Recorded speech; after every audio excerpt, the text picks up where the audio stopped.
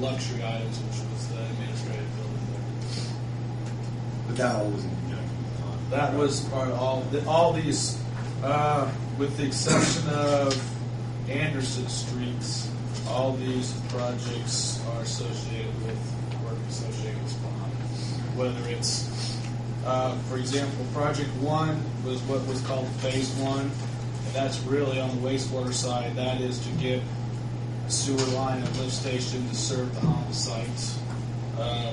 The Phase 2, which is improvements to upgrade the capacity of the treatment plant, that's still ongoing. Project 3, which was the new elevated water storage tank at the Honda site. 4 is the new water line that ran from the existing distribution system to the Honda site to the new elevated tank. Project 4 is upgrades at the water treatment plants and pump stations, which is like the Phase 2. So, and then of course you've got the raw water line, which is basically to bring water from Flat Rock to the new treatment or to the treatment facilities. And also heard what was done here. Not only did we make sure we have the capacity to fund this biggest demand, we also trying to calculate the growth of Greensburg for the probably next 20 years. Yeah, especially given the current economic downturn, I'd say you're in very good shape on, especially on the wastewater side. You know, you've got plenty of capacity on the wastewater for growth. Yeah, and from the Honda standpoint, you know, their requirement was that you put in your infrastructure improvement for their ultimate build out, which was a Phase 2 and a Phase 3, and right now they have no current plans for the Phase 2 and Phase 3. So, unfortunately, part of that memorandum was that the city would put in the infrastructure at this time for all 3 phases. So, from a standpoint that if Honda does go to Phase 2 and Phase 3, from a standpoint, the city, the year of already spent your investment in infrastructure, so that would just be additional revenue that you should generate. Well, last time I thought the board works, I don't really see the project completed very often, so that's refreshing to see that on there. Yeah, these have, Looks like most of them are good. yeah, they had a very short time frame. Like I said, the lift station force main, that's the one that's been bothering me. It's been kind of this status now for about 6 months. I'm having a difficult time getting the contractor to complete those last few items, but other than that, we're staying pretty much on schedule. Thank you.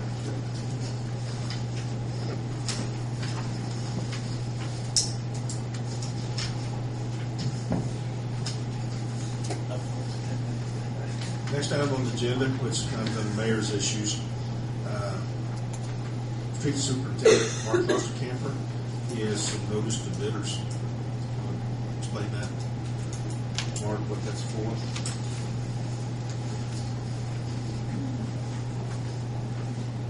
One item that was budgeted for in our budget in 2008, 409. and actually there was money allocated in 08, was for a tandem axle truck for addressing the additional snow removal needs out around the Honda site.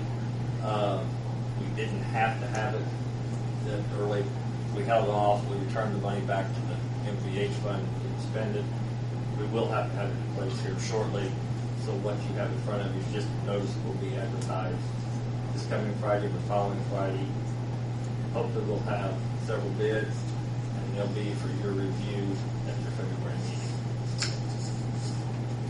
I didn't include the entire specs with them. I have a draft set of specs put together.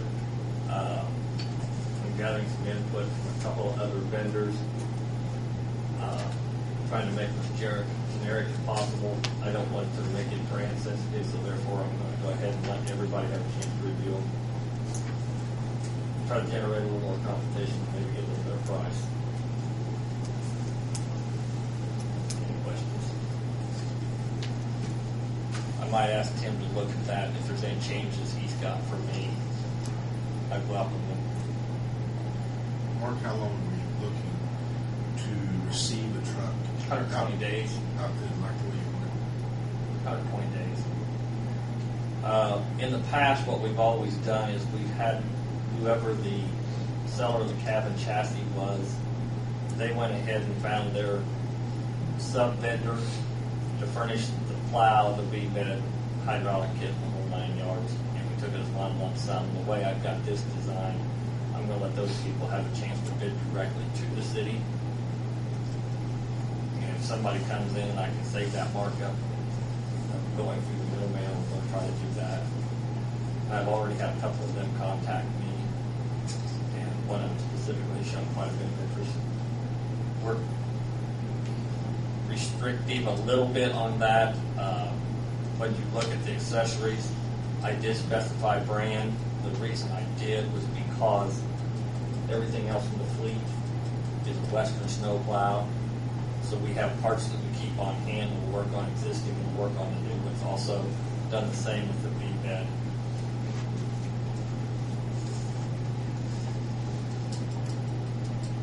Sounds good. We'll need it. Afraid so.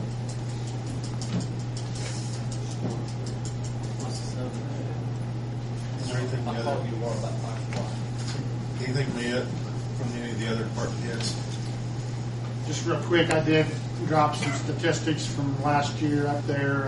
If you have questions, contact me, but I'm not going to go into a lot of it. It just shows the run increases, what it is this time of day, that kind of stuff. Figure out what percentage over you were this year compared to last year?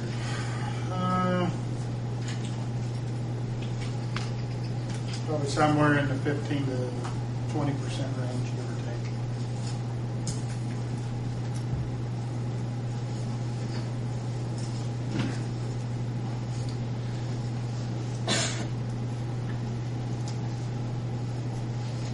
Questions, Tony? Chief? Thank you, sir.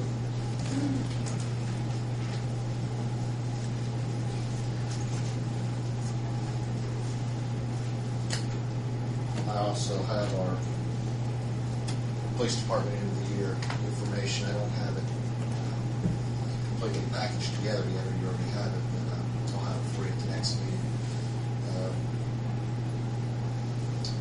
Altogether, we had 12,334 calls for service, calls that actually require a police officer to do something. And of that 12,334, 18% of those calls generated some type of paperwork, either an arrest, a crash, a citation, etc. Overall, there were, when I say total transmissions, that's every time the phone rings, every time something is relayed across the radio. There were 238,231 transmissions, either by phone or by radio. So that's just kind of a quick overview of what we had in 2008. It's pretty consistent with 2007. As far as the Honda area that was annexed in back in March, we assumed responsibility of that area in agreement with the Sheriff's Department. We took over the area early, September 1st. So September 1st through December 31st, we had 74 calls for service from that area. I'll have a more detailed breakdown by February meeting for you.